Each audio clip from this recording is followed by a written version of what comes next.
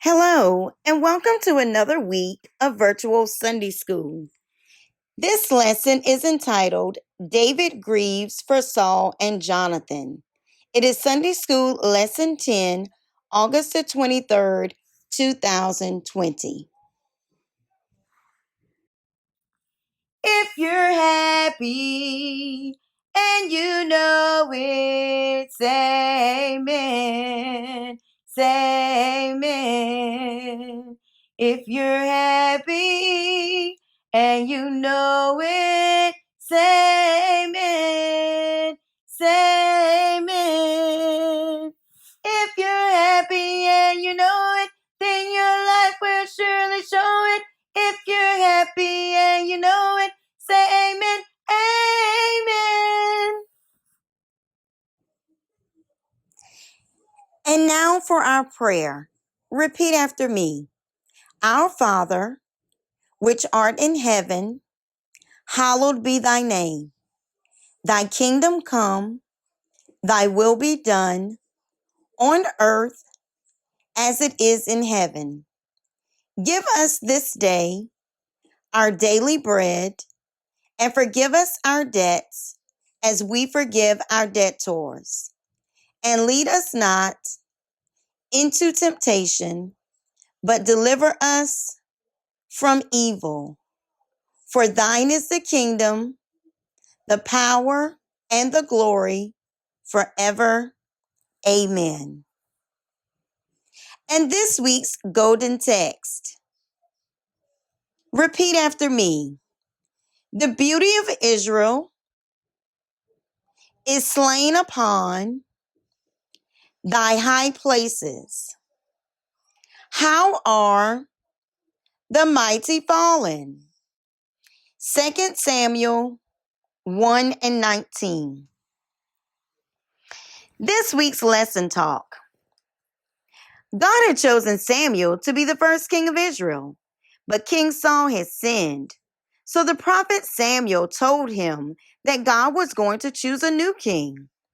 Trouble began when Saul chose to go his own way instead of following God. A young man named David would be the next king. David was a young boy who had decided to obey God and always stand for God.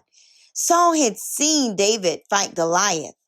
He brought David into his court and he became one of Saul's bravest and most loyal soldiers. God gave David great success as a soldier.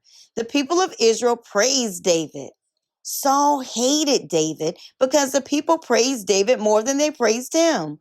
Now God had chosen David to be the next king, and Saul was doing his best to kill and destroy David. David had done nothing but good for the king, and Saul continually tried to destroy him. David never tried to get back or get even with Saul. He always showed loyalty, love, and respect for the king. God sees every action and hears every word. David knew that he would always make things right. The Philistines attacked God's people, the children of Israel. During the battle, King Saul and 3 of his sons were killed. A young Amalekite soldier brought the king's crown and bracelet back to David. The young man told David that Saul asked him to kill him so the enemy would not find him. The young soldier claimed that he was the one who killed Saul, even though that was not true. After listening to his story, David was angry. He ordered one of his soldiers to kill the young man who said that he had killed Israel's king. David did not rejoice because something bad had happened to King Saul. He was very sad when he heard the news of the death of Saul and his 3 sons. David's heart was broken. David sang a song that praised the bravery and deeds of Saul and Jonathon. What can we learn from this lesson?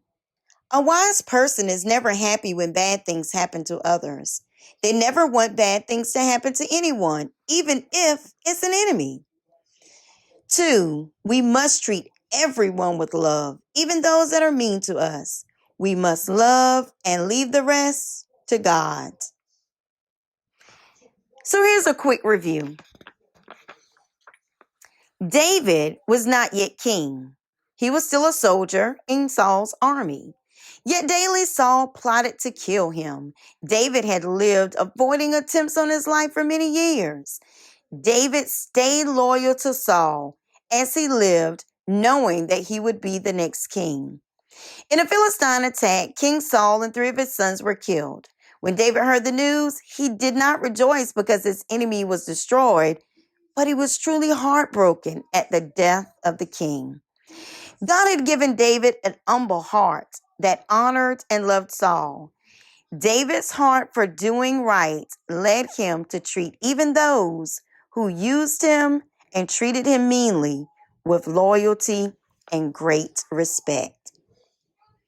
And now for our review questions. Remember to answer these questions as well as the questions in your Sunday school book. Question number 1. Why was King Saul having so many problems? Question 2. Why was King Saul trying to kill David? Question 3. How did David feel when he heard that King Saul was dead? Question number 4. Why was David not happy when he heard that his enemy, King Saul, and his sons were dead? And question number 5. How should we treat our enemies and people who are mean to us? And let's go over our golden text one more time. Let's say it together. The beauty of Israel is slain upon thy high places. How are the mighty fallen? 2 Samuel 1:19. You've done an excellent job again this week. Be blessed, and we'll see you next Sunday.